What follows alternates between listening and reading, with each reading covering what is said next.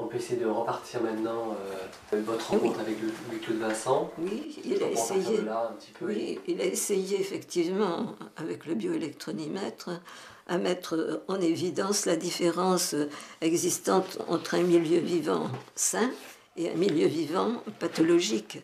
Et c'est également en s'orientant dans ce sens qu'il a effectué de multiples mesures, tant sur les vaccinations que sur beaucoup d'autres choses, pour essayer de voir en quel sens les produits pouvaient faire dévier le milieu vivant.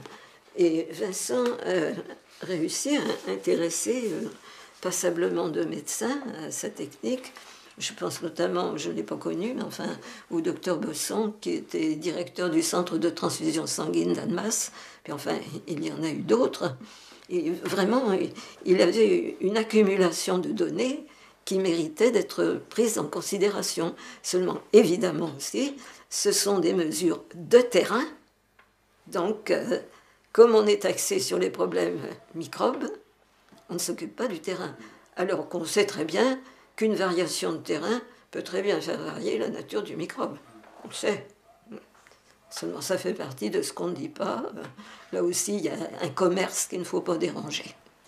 Et au niveau des vaccins, alors qu'est-ce qu'il a trouvé un petit peu dans tous, ces mesures les vaccins, dans l'ensemble, sont des alcalinisants oxydants.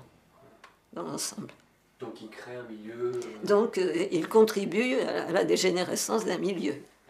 Et il est certain que par les temps actuels où on accumule les séries de vaccinations, par rapport à ce qu'a pu dire Vincent au moment où il l'a fait, parce que ça remonte déjà un certain temps, je ne sais pas trop ce que ça peut donner, mais c'est certainement pas brillant comme résultat.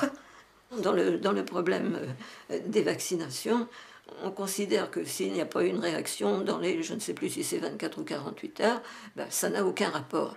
Alors je regrette, ça peut se manifester à beaucoup plus longue échéance, surtout quand les vaccinations sont multiples. Et alors ensuite, pour les enfants par exemple, où l'état de défense immunitaire n'est pas mis au point encore, puisqu'il ne se fait qu'avec l'âge, c'est une véritable destruction. C'est un véritable handicap créé à l'humanité du futur. Alors,